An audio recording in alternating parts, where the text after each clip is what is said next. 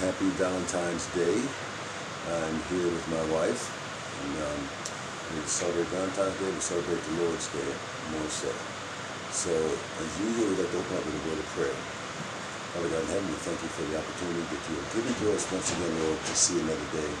We thank you for this day, Lord. We thank you for life, health, and strength, and thank you for the joy of serving as a Savior. Continue, Lord, to give us the guidance and strength that we need, Lord, to carry out your agenda, not our own. In Jesus' name we pray. Amen. So, I want to continue talking about what we started talking about last week, which was about Elijah. Again, one of my favorite stories in the Bible. We talked last week about how Elijah was at Mount Carmel. But I want to continue on and show you how these we can go through great spiritual highs, but also experience lows also too. Even as we're serving the Lord, sometimes we feel something we call burnout. The message for today is called Running on Empty. It's called Running on Empty. I'm going to start first by reading from the book of 1 Kings, chapter 19. And it says, "Now Ahab told Jezebel everything Elijah had done, and how he had killed all the prophets with the sword. So Jezebel sent a messenger to Elijah to say, 'May the gods deal with me, be it ever so severely, if by this time tomorrow I do not make your life like that of one of them.' Elijah was afraid and ran for his life. When he came to Beersheba in Judah, he left his servant there, while he himself went a day's journey into the desert. He came to a broom tree, sat down under it, and prayed that he might die. But, 'I have had enough, Lord,' he said. 'Take my life. I am no better than my ancestors.' And he lay down under the tree and fell asleep." Elijah here is pretty despondent. This is right after he's had one of the greatest events where the Lord called fire down. He called fire down from the sky to burn the sacrifice to prove that God was a true God. But after all that high, Elijah now is at a point where he's now running for his life because he is scared of this woman named Jezebel, who is King Ahab's wife. Remember last week I said that Ahab was looked to be the most wicked king there ever was.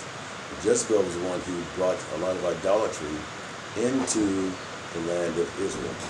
And so, with that being said, you would think that after everything was done, that Elijah would be on a great high. Well, all of a sudden now he's going down, he's running for his life, and he's scared. He said, Lord, I'm just ready to just die. I'm tired. I've had enough of all this. This happens sometimes to a lot of us where we have things that we call depression.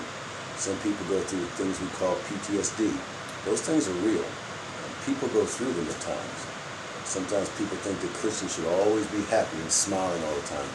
That's just not the way it is. Sometimes, you have great spiritual highs, and the Lord is really showing you a lot.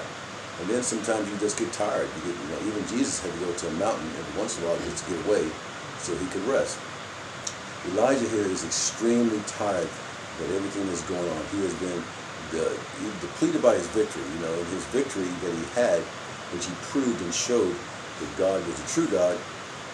I'm sure he was looking for some sort of revival to happen. Well, that didn't happen the way he thought he was going to. Just because you can do a lot of marvelous things doesn't mean people's hearts are going to be changed. So he's going to this party. He's running. In fact, after the victory, which he had stopped rain for 3 years, the rain came, which proved again that God was in control. And it says as Ahab went back to his kingdom that Elijah actually outran his chariot to get back there. So the Lord was still with him even he's doing that. It takes a lot to be able to outrun a chariot. But he gets back there, and now, Jezebel could have killed him anytime she wanted to, but she's doing this stuff to scare him. He's tired. He's worn out. He's been, this all of a sudden his fear is hitting him.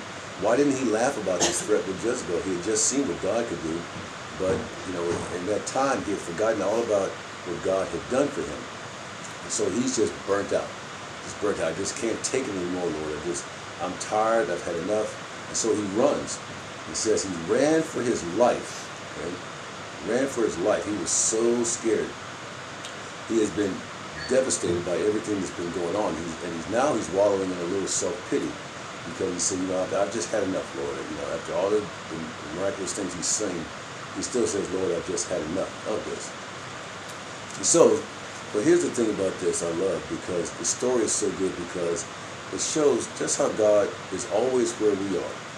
That he understands the things that we go through. He understands we have highs. He understands we have lows. And he knows that there are times when we may feel that sort of what we may call spiritual burnout also, where we just feel like we're just tired. And it happens to all of us. I don't care who you are. I remember reading a story about a guy named Dick Vermeil, who was coach of the Philadelphia Eagles, and he quit at the pinnacle. He was at the height of his success back in 1983, and he just said, "I'm just burnt out. I can't do it anymore." He had been to the Super Bowl. Didn't win, but he had all the stress of getting there, and he just felt like, "I just can't take it anymore." Well, he can't compare it to Elijah, obviously, but the thing of being stressful and being stressed out is a real thing that happens with a lot of people even today. And let's go a little bit further and see what's going on here. So it says, all at once an angel touched him and said, "Get up and eat." He looked around, and there by his head was a cake of bread baked over hot coals and a jar of water. He ate and drank and then lay down again. The angel of the Lord came back a second time and touched him and said, "Get up and eat, for the journey is too much for you." So he got up and ate and drank. Strengthened by that food, he traveled 40 days and 40 nights until he reached Horeb, the mountain of God. There he went into a cave and spent the night. So during this time, this is how God will give provision to you. He understands that Elijah is tired. He understands that he's hungry, that he's just burnt out. So what does he do? He just sends an angel to him. And the angel touches him. He tells Elijah after he's been laying there, "Get up and get something to eat." And just get something to eat right here, okay? And he looked around and look what God had provided for him. He said he provided a cake of bread, and it was already baked over hot coals. That's something. And a jar of water, because he didn't bring it with him. So God had made provision for him in that time. The same way he does for us also too. When we feel tired and we feel burnt out, God will always provide the help that we need. And then he says the angel of the Lord, which is actually the presence of God, came back a second time and touched him. Okay? Get up and eat, for the journey is too much for you. So he got up and got some more food to eat. So God is preparing him. And so again, God is giving him the provision that he needs. He knows that he needs rest, like all of us do at times. And the Bible tells us that we need to get some rest. But wherever we go to rest, God is always there. So we all need to get some rest every once in a while. And he gets a chance to rediscover who God is pretty soon. So he goes there. And by the way, it says it took him 40 days and 40 nights until he reached Horeb. Well, the journey from where he was in Beersheba to Horeb is really only about a 7-day journey. But why did it take him 40 days to get there? Well, like a lot of us, I can't say for sure, but one thing for sure, it is a short journey. And maybe Elijah's just kind of wandering around, just kind of feel like I'm lost. I don't know what to do. I'm just kind of wandering around, and I'm gonna do a little this, do a little that. But either way, he took a 7-day journey and made it into 40 days. Okay, for whatever reason he did. But that 40 days is significant, because remember, God had to have the children of Israel in the desert, okay, in the wilderness for 40 years. They shouldn't have taken that long to get to where they went to either, but for 40 years they wandered around in that point of the wilderness in order for God to prepare them for the next step. Moses spent 40 days and 40 nights in the desert also too, after Pharaoh had kicked him out of, after he ran out of Egypt. And he took that time, and God prepared him for that time. And where he's sending him to is called Mount Horeb, or we call it sometimes Mount Sinai. It's the mountain of God. It's the place where God gave Moses the 10 Commandments. And so there's a lot of action there. That's the place they call it the mountain of God, where they had the fire and the smoke and everything else going on. But that's where God's presence was. So he goes there. It says he go there and he spent the night in the cave. It says, and the word of the Lord came to him. "What are you doing here, Elijah?" He replied, I've been very zealous for the Lord God Almighty. The Israelites have rejected your covenant, broken down your altars, and put your prophets to death with the sword. I am the only one left, and now they're trying to kill me too. Elijah's got a rough time here. But I love the way God's asking the question, what are you doing here? Now, obviously, God knows everything about us. So he's not asking him as a point of reference to say, hey, how'd you get here? What'd you do? What are you doing here? And God knows all about us. But it's more of a thing for Elijah to kind of examine himself, to say, what are you doing here? And even then, he still doesn't answer the question. He goes back, he starts telling God about, I've done all this stuff for you. I've done all this, and the Israelites, even though I did all this stuff, they still rejected your covenant anyway. They broke down your altars. Now, he had repaired the altar in the last chapter we read. And they put all your prophets to death. Well, he just put 850 people to death. So Elijah's forgetting a whole lot of things here. He said, I'm the only one left, okay? And now they're trying to kill me too. Elijah's just having a rough time right here. Okay? Then he goes on. The Lord said, go out and stand on the mountain in the presence of the Lord, for the Lord is about to pass by. So God is telling him, go out there. I want you to stand in the mountain, okay? Stand out there, and I'm going to come by you, okay? I want you to notice me. I want you to see me. Because you've been doing nothing but just talking to yourself. You've been getting yourself down about you. You're so depressed. Come on outside for a little bit. So it says, then a great and powerful wind tore the mountains apart and shattered the rocks before the Lord, but the Lord was not in the wind. After the wind, there was an earthquake, but the Lord was not in the earthquake. After the earthquake came a fire, but the Lord was not in the fire. And after the fire came a gentle whisper. Okay? So all these powerful things. It said first off there was a wind, and it broke the rocks up and everything else like that. But God wasn't in the wind. God created the wind, but God was not in the wind itself. And then there was an earthquake, okay? And then the earthquake, and everything is shaking all around, but God was not in the earthquake. God can create the earthquake, but he was not in the earthquake itself. Okay? Then it says, and there was a fire, okay? But the Lord was not in the fire. He was there, he created the fire, but he was not in the fire. Now he's doing all these things to show Elijah the power that he has. He has the power to make the wind break up rocks. He has the power to create earthquakes. He has the power to send fire from the sky, all these different things. He's doing it to remind Elijah about the power that God has. He's all powerful. He can do anything. But look at how he comes to him though. Okay? He said, after the fire came a gentle whisper. Okay? And when Elijah heard it, he pulled his cloak over his face and went out and stood at the mouth of the cave. So God can come at us in many ways to get our attention. He can use the powerful, he can use fire, because he is all powerful, he can do anything to get our attention. But, a lot of times God is getting our attention and we're looking for something spectacular to happen when we talk to God. Then he says he came in a gentle whisper, okay, and a soft voice to him, because that's what Elijah needed. He knew about the power. If he didn't, he got a good reminder about it. But when God comes at a point in time gently, okay, softly to come to him, to speak to his spirit like that, which is what we need a lot of times, sometimes we just need just a soft word, just to kind of just bring us back in the line again. When people go through points of depression and they're upset and things are happening, a lot of people now are upset because we've had a lot of loss of family, and people are still suffering and going through, and sometimes they're smiling at you, but inside they're still torn apart. Sometimes what they need is simply just to have an arm put around their shoulder, or give them a hug, or just, hey, if you need me for anything, I'm right here. Sometimes they just need it just to be quiet and just to kind of just sit there. I always think about the story of Job, how when Job went through everything he went through, his friends were supposed to be there to kind of help him out, and he ended up kind of getting on Job, like, I thought you were supposed to be all this and everything. Instead of just kind of just sitting there quietly with him and just being the support system that he needed. Yeah. Well, God is the best support system we could possibly have. That's the first thing right there. Now, it says here, then he says, then a voice said to him, what are you doing here, Elijah? So his voice comes back to ask him, what are you doing here, Elijah?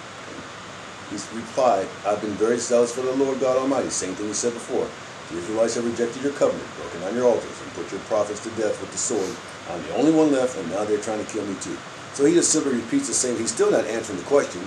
He's just simply repeating his despondency about how he feels about things and how I just feel like I just can't go any further. I'm the only one that's left. They've killed everybody else, and they're trying to kill me too. All this. Okay. But look how the Lord answered him. Verse 15, the Lord said to him, go back the way you came and go to the desert of Damascus. In other words, get on back where you just came from, okay? You're trying to run away, but that's not what I want you to do. You got some food and everything now, you still have your mission, because you're still my man. When you get there, anoint Hazael king over Amram. Also anoint Jehu, son of Nimshi, king over Israel. Anoint Elisha, son of Japhet, from Abel Meholah, to succeed you as a prophet. Jehu will put to death any who escaped the sword of Hazael, and Elijah will put to death any who escaped the sword of Jehu. Yet I reserve 7,000 Israel, all whose knees have not bowed down to Baal, and whose mouths have not kissed him. So, even though Elijah thought he was wrong, thought he was alone, thought he was by himself, look what God is telling him here. First off, you got this guy, you got Hazael, then you got Elijah, you got Jehu. So you're not alone, Elijah. There's other people I have out there. Not only those three guys, I got 7,000 people who have not bowed their knees down to this evil idolatry. So what God is doing is reminding, I think for all of us too, that, this is a battle. We're all in this battle, but we're all in this thing together. God is obviously the head of our body, and Satan is out to try to do battle with us, but we don't have to fight these battles alone. And sometimes, obviously God is with us, but sometimes he will put people in place also too, to help us get along too. To help us, to let us know that, hey, you can make it. You can go a little further. You're not standing out here by yourself. And I think that's a big thing for all of us, that we can have, that when people are going through times, to remind them that they're not by themselves, that there's still people around that care about them, that somebody's here to help you, that if you need me, reach out for something. In this particular case, he says, look, that I've got somebody there for you. Not only there's three guys, but I got the 7,000 people also too. Okay? So, some of the things I started writing out some notes here, saying one of the things we ask ourselves is, what is our cave? Because sometimes we get into a cave ourselves. Okay? And sometimes I wrote down some notes that says it could be the cave of offense. We could be mad at somebody, and we're just hanging out in the cave. We're just mad because it's a comfortable place for us to be. In that cave of madness, in that cave of anger, in that cave of offense. Somebody's done something to me, and so I'm just going to stay here in this cave. There's also a cave of despondency, where you just feel like you're just numb, and you feel like you're isolated. You're all by yourself. You're all alone. Again, people who have PTSD go through a lot of different things like that, despondency and depression. And by the way, you don't have to be in a war to have PTSD. There are people who, people who live in bad areas, or sometimes you can just be going through something in your life. Okay, post-traumatic, syndrome, where I'm just out of it. I just feel alone and isolated. Sometimes I want to get away. Sometimes the despondency for some people can lead to suicide. It's because they become so depressed with things. Or it could be a cave of comfort. The cave of comfort could be that I'm just wrapped all up in myself. It's all about me. Everything is all about me, and that's all I'm concerned about is me. I'm not going to worry about anybody else. I'm just going to be concerned about myself. Hide out in my cave and think about me. I'm all alone. I'm going to be alone. I'll just stay alone. But either way, I'm just going to be concerned about me and nobody else. So God, though, will want us to come out the cave, or he will help us to come out the cave, and we will learn to trust in him and believe in him, and know that when we're in these type of situations, he's there with us. I love the fact that the Bible tells us, in Matthew, it tells us about how he says, to take my yoke upon you, for my yoke is easy and my burden is light. When we go through these burdens in life, we don't have to fight through these things. God says, if you just come to me, I'll take the burden on. When we get yoked up to him, he actually shoulders all the load. We think we're burdened up, but he is the one who's actually taking on all the load. In fact, Jesus took on the load for all of us when he went on Calvary on the cross. He said, I'll take it on. I'll take the heat. I'll take everything that's going on. I'll take all your stress. I'll take your despondency. I'll take your despair. Anything that's happening in your life that is bringing you down, I'll take care of it. And the things that you have done, I know I've never been the best person. I've done different things in my life. I'm so thankful that God is there to forgive me and that he has shouldered the burden for me. And that, he knows I don't always do the right thing, but that he's still there with me too. And when I feel down and out, I know that wherever I go, I can call on him.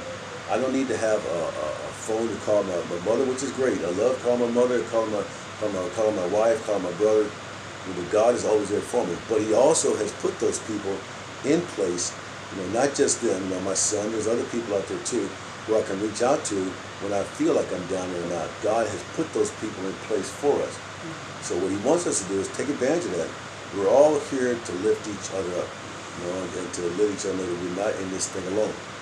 So again, I'm just so thankful for the story about how Elijah, who was considered one of the greatest prophets of all time. In fact, he was so great he didn't even die. A chariot came down and picked him up. he got a first class ride to heaven. They didn't even have to pay anything at all to get there. But that God, he was still God's man, and God saw something inside of Elijah. Elijah was a man, the Bible says, just like any of us. he went through his moments at times. He went through his moments when he had a great high. He went through moments when he had a low, so low that you didn't even, so much that he wanted to die. And I've been there before, and I'm sure there's been other people who've been there before too. You just feel like I just can't take it anymore. Well, God says you don't have to do this thing by yourself. Come to me, okay? All you who are weary, come to me, okay? And I'll give you rest from all this stuff that's going on around you. Trust in me, depend on me, and you'll see a difference in your life. So again, I'm just so thankful for this word. From this, I wanted to continue on from last week because of this story of Elijah, who, again, like I said, one of my favorite stories in the entire Bible, one of my favorite ones. But I'm so thankful to you, and I hope and pray that it touches somebody who's going through a time right now. If you want to reach out to me or reach out to my wife, whatever, we're always available to whether it's morning, noon, or night. If you need something, reach out to us. So again, God bless everyone. We pray that everyone has a safe day today. Happy Black History Month. We got 1 month, but let's remember Black History throughout the entire year. Yes. There's always something to remember. Not just have it just on 1 month or 1 day, but let's always remember, because Black history is also American history also too. So thank you all. God bless you, and heaven smile on you.